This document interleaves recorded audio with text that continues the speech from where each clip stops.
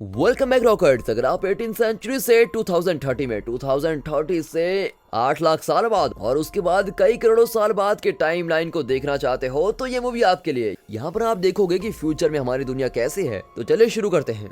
Movie की शुरुआत में हमारा हीरो अलेक्जेंडर पूरे बोर्ड को फॉर्मूला से भर रहा होता है। अलेक्जेंडर कोलंबिया यूनिवर्सिटी में applied mechanics and engineering department का एसोसिएट प्रोफेसर है। वो रिसर्च एंड साइंस में काफी इंटरेस्टेड होता है, लेकिन उसके इस इंटरेस्ट को उस कॉलेज का डीन कभी नहीं समझ पाता और उसे कोई नई रिसर्च करने के लिए भी अलाउ नहीं करता। अलेक्जेंडर सभी लोगों की तरह न रहकर सबसे अलग सोच रखने वाला इंसान बनना चाहता है और इसलिए जब ठंड होती है तो सभी लोग एक ही टाइप की हैट पहनते हैं, तो वो उस हैट को नहीं पहनता ताकि वो सबसे अलग दिखे। और अब उसके कॉलेज का समय भी खत्म हो जाता है, लेकिन उसको कोई अंदाजा भी नहीं होता और वो वहीं रुका रहता है। तब उसका फ्रेंड डेविड उसके पास आकर कहता है कि तुम्हें तो अपने लवर से मिलना था ना आज, तो अब तो कॉलेज के टाइम खत्म हो गया है, तुम यहाँ क्या कर रहे हो? तुम्हें अपने लवर से नहीं मिलना क्या? फिर वो भाग भाग कर अपने घर में पहुंचता है और तब उसके घर की हाउसकीपर मिसेस वॉचिट उसे एडवाइस देती है, तुम्हारे इस कोट में तो कई चॉक्स के पीस गिरे हैं, कम से कम इसको तो चेंज करके जाओ। अब इसके घर पे भी देखिए कि इसने काफी सारे प्रोजेक्ट्स किए हुए हैं। हम आज जो इलेक्ट्रिक ब्रश यूज करते हैं ये भाई साहब ने 18 सेंचुरी में उसको यूज कर लिया है। फिर वो एक नए कोट को पहनकर मिसेस वॉचिट और डेविड को बाय कहकर चला जाता है। फिर वो एक बॉक्स को भी अपने साथ लेकर जाता है। असल में वो अपने लवर को उससे शादी करने के लिए आज प्रपोज करने वाला है, इसलिए वो एंगेजमेंट रिंग को अपने साथ लेकर जाता है। और जाते समय रास्ते में वो स्टीम से चलने वाली एक गाड़ी को देखकर बिल्कुल ही चौंक जाता है और उसको देखते हुए वहीं 5 मिनट तक खड़े रहता है। अब क्योंकि उसे साइंस में इंटरेस्ट है और क्योंकि उसने अब तक सिर्फ घोड़े गाड़ी को देखा होता है, इसीलिए वो उस स्टीम इंजन को देखकर रुक जाता है और बड़ा ही ध्यान दे रहा होता है। और न जाने किसी वजह से वो अपनी लवर के लिए फूल खरीदना भूल जाता है और वो भागकर उसकी लवर इमा से मिलने जाता है। वहाँ इमा मजे से आइस स्केटिंग कर रही होती है और अलेक्जेंडर उससे अकेले में बातें करने के लिए उसको बुलाता है और उसके साथ चलते समय उससे बातें करके किसी तरह उसको प्रपोज भी कर देता है और वो भी उस प्रपोजल से बहुत खुश होकर उससे शादी करने के लिए तुरंत राजी हो जाती है। फिर वो एक ब्लू कलर्ड मून स्टोन लगाई हुई रिंग को निकालता है और उसके फिंगर में पहनाता है। इससे इमा बहुत ही ज्यादा खुश होती है। उसी समय झाड़ियों के पीछे से एक आदमी आता है और उसके पास गन भी होती है। असल में वो एक चोर है जो लवर्स को पकड़कर उनसे चीजें चोरी करता है और उससे डरकर अलेक्जेंडर अपना पर्स, लेदर ग्लव्स जैसी चीजों को उसको दे देता है। लेकिन उस चोर के लिए ये सब चीजें काफी नहीं होती और वो अब उस एंगेजमेंट रिंग की मांग कर रहा होता है और इमा उसको देने से साफ इनकार करती है, लेकिन वो चोर उससे जबरदस्ती निकालने की कोशिश करता है और तब अलेक्जेंडर बीच में आकर उसको रोकने की कोशिश करता है और तीनों के बीच थोड़ी लड़ाई हो जाती है। और फिर इस लड़ाई में एक्सीडेंटली उस चोर की बंदूक चलती है और उसकी बुलेट सीधे इमा पर लग जाती है और ये देखकर वो चोर वहां से भाग जाता है। और फिर बहुत खून निकलने के बाद इमा उसकी रिंग पहनकर अलेक्जेंडर की गोद में मर जाती है। अब इस इंसिडेंट के 4 साल बाद की साइंस को दिखाते हैं। अलेक्जेंडर इमा की यादों को मिटा नहीं पाता और वो देवदास की तरह घूमता फिरता है। अब 4 साल से वो घर से बाहर ही नहीं निकला होता है और उसके फ्रेंड डेविड से भी नहीं मिलता। वो घर में ही बैठकर कोई कैलकुलेशन कर रहा होता है और तो और उसे एक बोर्ड कम पड़ने पर वो चेस बोर्ड लगाकर सीढ़ी में चढ़कर कैलकुलेशन लिखता है। और फिर इसके इस पागलपन से तंग आकर डेविड खुद ही मिलने उसको वहां आता है। अब डेविड कहता है इमा एक एक्सीडेंट से मर गई थी और तुम बेकार में खुद को ब्लेम कर रहे हो। उसकी मौत की वजह तुम नहीं बल्कि वो चोर है और ऐसे कन्विंस करने की उसको कोशिश करता है। लेकिन इस बात को अलेक्जेंडर भूल नहीं पाता और बीते हुए कल को भुलाने के लिए वो काफी कुछ ट्राई कर रहा होता है। फिर वो डेविड से कहता है कि तुम मुझे सिर्फ 1 हफ्ते का वक्त दो, मैं फिर खुद तुमसे मिलने आऊंगा और इस तरह झूठ कहकर वो उसको भेज देता है। असल में वो 4 साल से घर में बैठकर एक टाइम मशीन को इन्वेंट करने की कोशिश करने में लगा है, यानी वो एक टाइम मशीन बनाकर पास्ट में जाना चाहता है और उस इंसिडेंट को बदलना चाहता है। फिर फाइनली वो एक टाइम मशीन को बना ही देता है और इसी खुशी में वो अच्छे से तैयार भी हो जाता है। फिर उस टाइम मशीन पर इमा की फोटो वाली लॉकेट को लगाकर उसे स्टार्ट करता है। और अब अगले सीन में दिखाते हैं कि 4 साल पहले वो इंसिडेंट जहां हुआ था उसी जगह पर वो खड़ा होता है। वो इमा को यहाँ वहां ढूंढता है और इमा खुद ही उसके पास आ जाती है और वो पूछती है क्या बात है, आज तो तुम जल्दी कैसे आ गए? और अलेक्जेंडर उसे जिंदा देखने की खुशी में उसको देखते रह जाता है। क्या तुम मेरे लिए फूल लेकर नहीं आए? ऐसा इमा के पूछने पर वो पब्लिक में उसे किस करने लगता है और उसको हग भी करता है। फिर वो कहता है कि मुझे तुमसे कुछ जरूरी बातें करनी है और एक घोड़ा गाड़ी में बैठकर एक क्राउडेड प्लेस में जाकर रुकता है क्योंकि वो पिछली बार की तरह अकेले में रहकर उस इंसिडेंट को नहीं दोहराना चाहता। सिटी स्ट्रीट में उतरते ही स्ट्रीम गाड़ी उन्हें क्रॉस करती है और इस टाइम अलेक्जेंडर उस गाड़ी को देखकर सरप्राइज नहीं होता क्योंकि वो पहले भी देख चुका है। वो इमा के साथ गुजरने वाले हर एक पल को इम्पोर्टेंट समझता है और फिर उससे कहता है कि तुम अब सेफली घर जाओ, मैं रात में आकर तुमसे मिलूंगा। और तब इमा उसे फिर से कहती है कि मुझे फूल चाहिए और वो फूल लेने के लिए एक शॉप में जाता है और उसके फ्लावर शॉप में जाते ही वहाँ स्टीम गाड़ी रोड पर अजीब तरीके से चलने लगती है और तब उसके सामने से पास होने वाले घोड़ा गाड़ी के दोनों ही घोड़े उस स्टीम व्हीकल की आवाज से डरकर उछलने लगते हैं और फिर वो घोड़ा गाड़ी रोड साइड पर खड़ी इमा पर गिर जाती है और दुर्भाग्य से इमा फिर मर जाती है। अब अलेक्जेंडर फिर से ऐसा इंसिडेंट होने पर बहुत ही उदास होता है और इमा के इस एक्सीडेंट को जानकर डेविड आकर उसको कंसोल करता है, लेकिन उसके दिमाग में कोई और बात चल रही होती है। वो इमा के फेट को कैसे बदला जा सकता है इस बारे में सोच रहा होता है, इसलिए वो फिर टाइम मशीन में बैठकर उसे स्टार्ट करता है और इस बार वो फ्यूचर में जाना चाहता है। उस मशीन के स्टार्ट होने पर उसके सराउंडिंग्स के season, day time, fashion, building, technology ये सभी बदलने लगती हैं और ये सब चलते समय वाइब्रेशन में इमा का लॉकेट गलती से नीचे गिर जाता है, लेकिन अलेक्जेंडर उसको पकड़ नहीं पाता और वो नीचे गिरकर गायब भी हो जाता है। फिर कुछ देर बाद वो स्क्रीन में द फ्यूचर इज नाउ को डिस्प्ले होते हुए देखता है और अब वो फ्यूचर में आ चुका है ये समझते हुए वो मशीन को स्टॉप करता है और अब वो मई 2030 में पहुंच चुका है और इस टाइमलाइन में सभी लोग वेकेशन के लिए पेरिस और स्विट्जरलैंड में नहीं बल्कि सीधे चांद पर जाकर अपना वेकेशन एंजॉय करते हैं। वहाँ सभी लोग मॉडर्न तरीके से ड्रेस करके चल रहे होते हैं और अलेक्जेंडर अपने पुराने सूट में होता है। तब एक लेडी उसकी टाइम मशीन को देखकर उससे मजाक में पूछती है वो कौन सी मशीन है, क्या वो कॉफी वेंडिंग मशीन है। फिर वो आगे चलकर एक पब्लिक लाइब्रेरी में जाता है और उस लाइब्रेरी में कई स्कूल्स के बच्चे भी नजर आते हैं। उन बच्चों के हाथ में कोई नोटबुक और पेन नहीं होता बल्कि उनके पास एक ट्रांसपेरेंट गैजेट होता है जो कि माइक्रो स्कैनर है और इस तरह के बड़े साइज के काफी माइक्रो स्कैनर्स पूरे लाइब्रेरी में रखे होते हैं और उनमें से वॉक्स नाम का एक वर्चुअल लाइब्रेरी असिस्टेंट होता है जो पूरी लाइब्रेरी को हैंडल करता है। वो अलेक्जेंडर से बातें करने लगता है। उसमें लाइब्रेरी में होने वाले बुक्स की सारी डिटेल्स होती हैं और उससे कोई सवाल किए जाने पर उन बुक्स में से इन्फॉर्मेशन पढ़कर वॉक्स बता सकता है। और अब अलेक्जेंडर उस आर्टिफिशियल इंटेलिजेंस वाले वॉक्स को देखकर बिल्कुल ही चौंक जाता है और उससे टाइम ट्रेवल के बारे में पूछता है। वो पूछता है कि किस वजह से मैं पास्ट के इंसिडेंट्स को बदल नहीं पाया। तब वॉक्स कहता है कि कोई अपने पास्ट को नहीं बदल सकता और इसीलिए जो हो चुका है उसको कभी भी बदला नहीं जा सकता।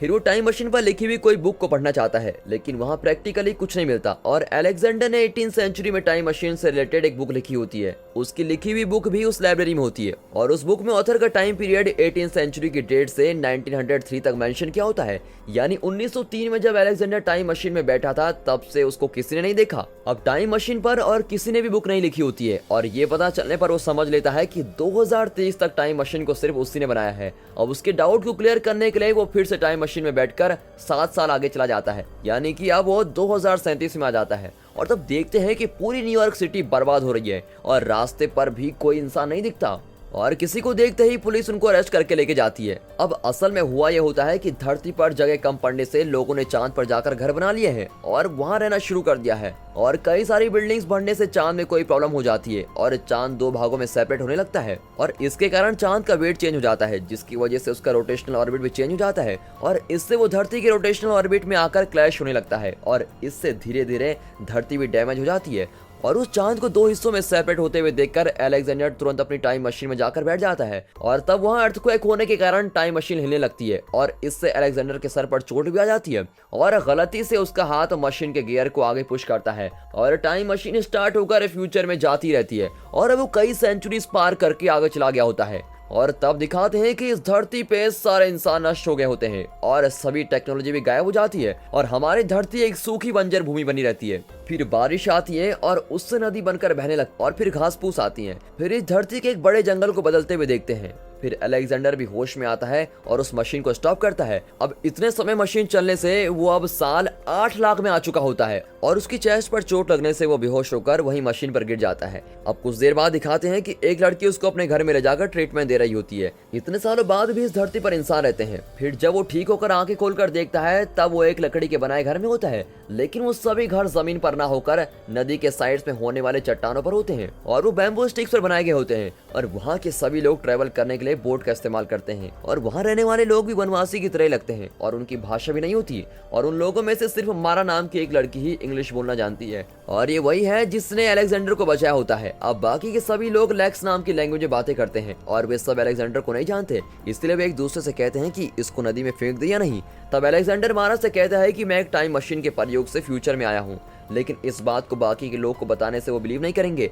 ये सोचकर वो झूठ कहती है कि वो एक पागल इंसान है और इसे इसका नाम याद नहीं है और गांव के बारे में भी कुछ पता नहीं है। तब उस गांव का लीडर उसको घूरते हुए देखता है और बाकी के लोग उसको पागल समझकर छोड़ देते हैं और फिर अंधेरा होने लगता है। तब वहाँ के लोग अपने बोट्स को ऊपर उठाकर घरों के पास ही बांध कर रखते हैं और अब ये समझ में नहीं आता कि ये बोट को पानी में क्यों नहीं रख रहे हैं। अब अलेक्जेंडर मारा से बातें करता है और वहाँ के लोगों के बारे में जानता है। मारा उन लोगों को इंग्लिश सिखा रही होती है और वो लोग उसको इलोय कहकर बुलाते हैं। मारा का एक छोटा भाई भी होता है जिसका नाम कैलन है और उसको भी इंग्लिश आती है। अब उस टाइमलाइन में इंग्लिश सबसे पुरानी लैंग्वेज होती है और बाकी के सारे लैंग्वेजेस मिट गई हैं। फिर मारा कहती है कि उसके पेरेंट्स यहाँ पर नहीं है और वो कहीं और चले गए हैं। अब उससे बातें करते समय वो आसमान में देखता है, तब चांद टुकड़ों में टूटकर आसमान में फैला हुआ नजर आता है। फिर वो मारा से पूछता है कि आप लोग अपनी बोट्स को ऊपर उठाकर क्यों रखते हो, क्या यहाँ पर भी चोरी होती है? तब मारा कहती है कि हम तो चोरी शब्द को जानते ही नहीं है, यहाँ चोरी कोई नहीं करता, लेकिन एक सेफ्टी के लिए हम ऐसा करते हैं। अब उस रात अलेक्जेंडर को कोई डरावना सपना आता है और उसी समय मारा के भाई को भी कुछ ऐसा ही सपना आता है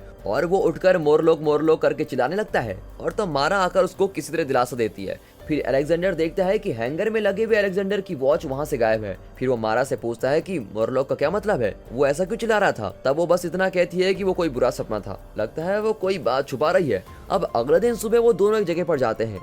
उस जगह पर चांद टूटने के पहले से ही कुछ चीजें होती हैं। अब मारा को उसके पेरेंट्स ने ऐसी जगह पर इंग्लिश सिखाई होती है। तब मारा उससे कहती है कि मैं मानती हूँ तुम्हारी बातें सच हैं, लेकिन तुम टाइम ट्रेवल करके इतने साल आगे क्यों आए हो? तब वो कहता है कि मैं पास्ट को बदलना चाहता था और मैं उसको बदलने गया लेकिन कुछ भी बदल नहीं पाया। और फिर मैंने सोचा कि फ्यूचर में जिसने भी टाइम मशीन को बनाया होगा उसको पता होगा कि बीते हुए कल को कैसे बदला जा सकता है, ताकि मैं फिर से अपने पास्ट में जाकर उस इंसिडेंट को होने से रोक सकूं।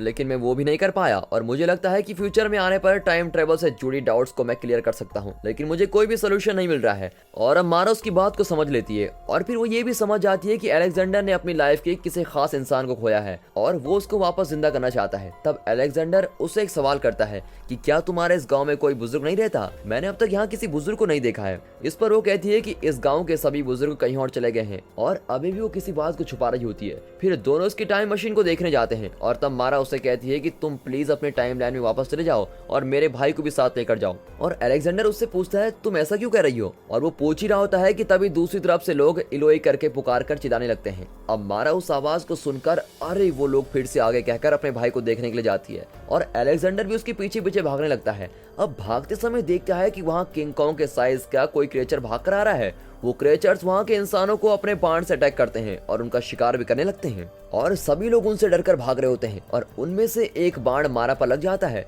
मारा एस्केप होने की कोशिश करती है लेकिन मिट्टी से काफी सारे क्रिएचर्स उठकर बाहर आते हैं और जिन लोगों को बाण से अटैक किया जाता है उन्हें वो स्मेल करके एक रस्सी में बांधकर खींचते हुए जमीन के अंदर लेके जाते हैं। अब असल में इनसे डरकर वो लोग जल्दी अपने घरों में लौट जाते हैं और अपनी बोट को भी ऊपर बांध कर रख लेते हैं। ये क्रिएचर जमीन के अंदर से अटैक करने आते हैं, इसलिए वहाँ के लोग ऊंचे पहाड़ों पर अपने घरों को बांध कर रखते हैं और शायद इन्हीं क्रिएचर्स ने मारा के पेरेंट्स पर अटैक किया होता है। और अब वहाँ कैलन भी उनका शिकार हो जाता है और उसके पैर पर भी बाण लग जाता है और उसे अलेक्जेंडर बचाने जाता है और वो उस क्रिएचर के साथ फाइट करता है। अब वो क्रिएचर इसको फॉलो करता है और वो भागकर एक बैम्बू पर चढ़कर ऊपर जाने की कोशिश करता है, लेकिन वो क्रिएचर उसका पीछा नहीं छोड़ता और वो उसको खींचकर नीचे गिरा देता है। अब अलेक्जेंडर पास जाता है और तब कैलन उसके पास आकर आग दिखाकर भाग जाता है। तब दूर से उस शिकार को खत्म करने के लिए एक सैनिक की गूंज सुनाई देती है और वो सुनते ही सभी क्रिएचर्स फिर से जमीन के अंदर चले जाते हैं और जाते समय वो मारा को भी साथ लेकर जाते हैं और वहाँ के लोग ये सब होते हुए देखते रह जाते हैं। लगता है ये लोग उनसे लड़कर थक गए हैं और उस गांव का लीडर कहता है कि जिन्हें भी वो क्रिएचर्स ले गए हैं उनका अंतिम संस्कार करके हम अपना काम कंटिन्यू करेंगे। अब वो कहता है कि ये सब उनका रूटीन हो गया है और यहाँ ऐसा ही चलता रहता है, लेकिन अलेक्जेंडर ऐसा नहीं होने देता और वो मारा को बचाने के लिए कैलन को साथ लेकर वहां से चला जाता है। अब रात में कैलन उसे एक अंडरग्राउंड रास्ते में लेकर जाता है और वहाँ एक बड़े साइज का मेटल बॉल पड़ा होता है। अलेक्जेंडर सोचता है कि इसे मैंने पहले कहीं नहीं देखा। फिर उसे याद आता है कि यही वो पुरानी पब्लिक लाइब्रेरी है और यही उस आर्टिफिशियल इंटेलिजेंस वॉक्स की कोर मेमोरी है। वर्ल्ड के सारे आर्टिफिशियल इंटेलिजेंस प्रोग्राम नष्ट हो जाते हैं और अब यही बचा होता है जो कि आखिरी प्रोग्राम भी है और इसमें 8 लाख सालों की इन्फॉर्मेशन स्टोर रहती है। अब वॉक्स कहता है कि 8 लाख सालों तक इस धरती के सारे लोग इंसान हुआ करते थे और फिर उसके बाद कई डिजास्टर्स हुए, जिसके बाद इंसानों का कुल अब 2 हिस्सों में सेपरेट हो गया है। एक तो है नॉर्मल इंसान और दूसरे हैं कैनिबल, यानी जो इंसानों को खाने वाले क्रिएचर्स हैं। यानी एक तरफ से वो क्रिएचर्स भी इंसान ही है और इस तरह से वॉक्स इन कहानी को कह रहा होता है। वो कहता है कि जमीन के ऊपर रहने वाले लोगों को इलोई कहते हैं और जमीन के अंदर रहने वाले उन क्रिएचर्स को मोरलॉक कहते हैं और उन मोरलॉक से बचकर आए हुए किसी इलोई ने ही ये सारी इन्फॉर्मेशन वॉक्स को दी होती है। मोरलॉक्स बड़े खतरनाक होते हैं और उनका काम यही होता है कि इलोइस को मारना। इतना ही नहीं बल्कि मोरलॉक्स इलोई को सपने में भी आकर उनको डराते हैं। फिर वॉक्स कहता है कि ये मोरलॉक्स एक फोर्ट में रहते हैं और वो फोर्ट ईस्ट डायरेक्शन में है। अब अलेक्जेंडर कैलन को लेकर वॉक्स की कई भी डायरेक्शन में जाने लगता है। अब थोड़ी दूर चलने पर अलेक्जेंडर को उसके सपने में आई हुई केव याद आती है और तब वो कैलन को विलेज में वापस जाने के लिए कहता है और वो अकेले उस खड्डे में उतर जाता है। नीचे से काफी सारे बैट्स झुंड में आकर उस पर अटैक करते हैं और वो उनको पार करके जाता है। तब वो किसी मशीन को चलते हुए देखता है और फिर उस मशीन के रास्ते से ही वो अंदर चला जाता है और वहाँ पर कई मॉर्लॉक्स लेबर जैसा काम कर रहे होते हैं। फिर थोड़ी दूर जाने पर वहाँ इलोइस के कपड़ों के गड्ढे रखे होते हैं। शायद इसी जगह पर वो कसाई की तरह इंसानों को काटने का काम करते हैं और वहाँ के खून को देखते ही वो डरकर पास वाले खड्डे में गिर जाता है और वो जाकर पानी में गिर जाता है जहाँ काफी सारे स्केलेटन्स होते हैं और एक क्रीचर्स उसे वहाँ देख लेता है और उसके सर को पकड़कर दूसरे रूम में भेज देता है और वहीं पर मारा को एक पिंजरे के अंदर लॉक करके रखा होता है और उसके सामने सफेद बालों वाला एक इंसान बैठा होता है और वही है मॉर्लॉक्स का राजा उबर। लेकिन वो दिखने में एक नॉर्मल इंसान की तरह ही है और वो अलेक्जेंडर से इंग्लिश में बातें करता है। वो कहता है जब चांद टूटने से धरती कोलैप्स हो गई थी तब कई इंसान अंडरग्राउंड में जाकर छिप गए और वहीं रहने लगे, लेकिन काफी इंसान जमीन पर ही रह गए थे और वो उस डिजास्टर से बचकर सरवाइव कर रहे थे। फिर बाद में जब धरती स्टेबलाइज हो गई तब अंडरग्राउंड के लोगों को वापस धरती पर आना नामुमकिन था क्योंकि वो इंसान अंडरग्राउंड में रहकर इंसानों को ही पकाकर खाने लग गए थे। फिर कुछ सालों बाद जब वो जमीन पर आना चाहते थे तब सूरज की रोशनी को झेल नहीं पाए क्योंकि हजारों सालों तक वो जमीन के नीचे सूरज की रोशनी के बिना ही रहे थे और सूरज की रोशनी शरीर पर न लगने से ही ये क्रिएचर्स के शरीर सफेद हुए हैं और इसी के कारण ये क्रिएचर्स सुबह के टाइम शिकार करने नहीं आते बल्कि वो शाम होने पर आते हैं और इन क्रिएचर से डरकर ही सभी लोग जमीन पर न रहकर अपने घरों को चट्टानों पर बांध कर रखते हैं। और इतना नहीं बल्कि इन्हें शिकार करने के लिए पावरफुल और स्ट्रॉन्ग क्रिएचर्स की जरूरत होती है और शिकार करने के लिए उन क्रिएचर्स का एक ग्रुप होता है जो बाकी के मॉर्लॉक से ज्यादा स्ट्रॉन्ग होता है और उन्हें हंटर्स कहा जाता है। मॉर्लॉक से खाने की जरूरतों के लिए हंटर्स का ग्रुप बनाया गया है और यही हंटर्स इलोई लोगों का शिकार करते हैं और उन्हें शिकार करने के अलावा और कोई काम नहीं आता। उन्हें नॉर्मल इंसानों की तरह बातें करना भी नहीं आता, लेकिन किसी कम्युनिकेशन के बिना ही यूबर उनके दिमाग में जाकर उनको कंट्रोल कर लेता है। यानी इन मॉर्लॉक्स को टेलीपैथी के जरिए कम्युनिकेट करके उनको कंट्रोल किया जा सकता है और इसी पावर होने से ये राजा बनकर मॉर्लॉक्स की दुनिया को रूल कर रहा है और ये राजा ही सबसे ज्यादा इंटेलिजेंट होता है क्योंकि इसी ने शिकार करने के लिए मॉर्लॉक्स की टीम बनाई होती है। अब अक्सर वो हंटर्स को जमीन पर शिकार करने के लिए भेजता है और वो लोग भी काफी इंसानों को लेकर आते हैं और उनमें से अगर लड़की आ जाए तो वो उसको अपने डिजायर के लिए रख लेता है। अब उबर्ट सिर्फ उन मॉर्लॉक्स के दिमाग को ही नहीं बल्कि किसी भी लिविंग बीइंग के दिमाग को A to Z पढ़ सकता है और इसी पावर से वो अब तक अलेक्जेंडर के दिमाग को पढ़ चुका होता है और उसे पता चल गया होता है कि वो एक टाइम मशीन के जरिए यहाँ आया है और उस टाइम मशीन के बारे में कई बातें जानने के लिए ही उसने अभी तक उसको जिंदा रखा होता है। फिर वो अपनी पावर को यूज करता है और अलेक्जेंडर के दिमाग में इमा जिंदा है ऐसी इमेजिनेशन क्रिएट करता है। फिर वो एक ऐसा इल्यूजन क्रिएट करता है जिसमें अलेक्जेंडर और इमा की शादी होती है और उन दोनों के 2 बच्चे भी हैं। फिर वो उसको एक और सच बताता है कि इमा की मौत ही उस टाइम मशीन को इन्वेंट करने की मेन वजह थी। यह एक कॉज एंड इफेक्ट जैसा है। अब अगर वो उसी टाइम मशीन से पास्ट में ट्रेवल करके इमा को बचा लेता है तो वो इमा के साथ शादी करके बच्चों के साथ जी रहा होता और तब वो मशीन को इन्वेंट नहीं करता। यानी इमा मरने से ही उसने टाइम मशीन को इन्वेंट किया था और अगर इमा जिंदा होती तो वो टाइम मशीन को नहीं बनाता और टाइम मशीन के ना होने पर वो यहाँ तक भी नहीं पहुँच पाता और अगर उसको यहाँ पहुँचना था तो इमा का मरना जरूरी था और यूबर इसी बात को समझाना चाहता है और इसे ही टेम्पोरल पैराडॉक्स कहा जाता है और लगता है कि टाइम मशीन के जरिए टाइम ट्रेवल करके यूबर से ही उसे ये इन्फॉर्मेशन मिलनी थी और यही उसका फ्यूचर था और इस फ्यूचर को सच करने के लिए ही वो इमा को जिंदा नहीं कर पाया। ये सभी बातें कहकर यूबर उसे कहता है कि तुम अब अपने टाइमलाइन में वापस लौट जाओ और वो उसकी टाइम मशीन को लाकर उसके सामने खड़ा कर देता है। तब अलेक्जेंडर उस पर बैठकर कुछ सोचता है और यूबर से अपने वॉच को मांगता है। यूबर उसे उसकी वॉच देने के लिए उसके पास जाता है और उसको खींचकर अपनी टाइम मशीन पर बैठ जाता है। अब मशीन पास्ट में जाना शुरू हो जाती है और दोनों टाइम मशीन पर ही लड़ने लगते हैं और फिर यूबर अपनी नाइफ से उस पर अटैक करने की कोशिश करता है। फिर यूबर उसका गला घोटने लगता है और तब अलेक्जेंडर प्रेशर पंप को यूज करके उसके चेहरे की तरफ घुमा देता है और धुआं चेहरे पर आते ही यूबर लड़खड़ाकर मशीन के उस बबल से बाहर आ जाता है, लेकिन वो अलेक्जेंडर के गले को दबाकर रखता है और तब अलेक्जेंडर बड़ी मेहनत से गियर को फ्यूचर की तरफ पुश करता है और अब मशीन फ्यूचर में जाने लगती है। अब टाइम मशीन में ना होने से यूबर बूढ़ा होने लगता है और फिर वो मरकर स्केलेटन बनकर राख हो जाता है। फिर उससे बच जाने पर अलेक्जेंडर टाइम मशीन को रोक देता है और इतने समय में अलेक्जेंडर करीबन 7 करोड़ साल आगे आ चुका होता है और वो अपने सराउंडिंग्स में देखता है कि धरती एक नरक जैसी बन गई है और वो जहाँ भी देखता है वहाँ मॉर्लॉक्स के केव के अलावा कुछ नहीं होता। फिर वो समझ लेता है कि ये मॉर्लॉक्स इतने करोड़ों सालों तक भी जीवित हैं और इंसानों को मारकर खा चुके हैं और अब वो जमीन पर ही रहने लगे हैं। अब वो फिर से मशीन को पास्ट में ले जाकर मारा के टाइमलाइन में जाता है और मारा को उस पिंजरे से बाहर निकालता है। फिर वो अपनी गाड़ी को जानबूझकर टाइम मशीन के व्हील के बीच में फंसाकर उसे ऑन करता है। अब व्हील के बीच में वॉच फंसने से हमेशा की तरह उसमें बबल फॉर्म होता है और वो अजीब तरीके से घूम रहा होता है।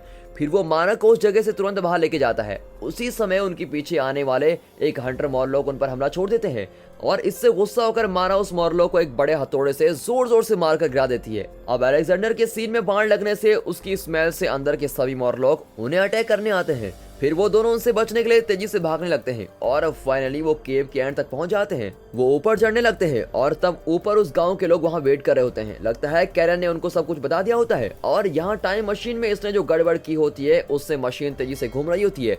असल में उसने टाइम मशीन को एक बॉम्ब जैसा बना दिया होता है और उस जगह पर एक पावरफुल एनर्जी क्रिएट हो रही होती है। एक समय आने पर वहाँ बहुत ही बड़ा ब्लास्ट होता है और उससे रिलीज होने वाली एनर्जी उस पूरे केव में फैल जाती है और वहाँ के सारे मॉर्लॉक्स को नष्ट कर देती है। और उस एनर्जी के खड्डे से ऊपर आने के पहले ही गांव का लीडर उन दोनों को ऊपर खींच लेता है। फिर वो सभी लोग वहां से एक साथ दूर भागने लगते हैं और तब वो एनर्जी उस खड्डे से ऊपर तक आकर उस केव को भस्म कर देती है और अंडरग्राउंड के सारे मॉर्लॉक्स अब उस एनर्जी से नष्ट हो चुके होते हैं। और इस ब्लास्ट को होते हुए अलेक्जेंडर और गाँव के लोग दूर खड़े होकर देख रहे होते हैं और सोचते हैं कि फाइनली उन क्रिएचर से उनको छुटकारा मिल गया है। और तब मारा अलेक्जेंडर से कहती है कि तुमने हमें बचाने के लिए अपनी टाइम मशीन को नष्ट कर दिया, अब तुम अपनी टाइमलाइन में कभी भी वापस नहीं जा सकते। और वो उसके लिए सॉरी भी कहती है।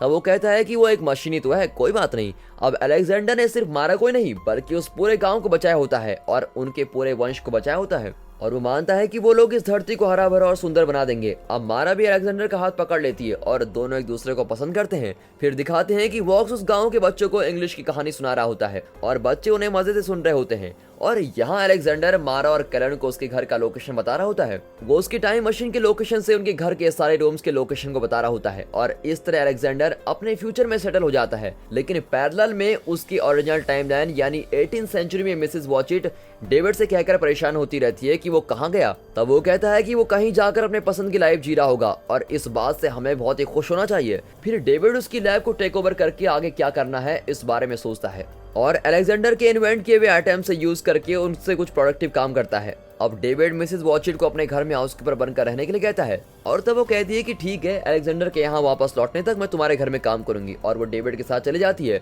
और आखिर में डेविड उस लैब को संभालते हुए उसके हेड को निकाल कर फेंक देता है। लगता है अब इसे अलेक्जेंडर की एडवाइस समझ आ गई है और वो भी सबसे अलग सोच रखने वाला इंसान बनकर रहना चाहता है। और दोस्तों, इसी के साथ ये मूवी यहाँ पर खत्म होती है and finally thanks for watching.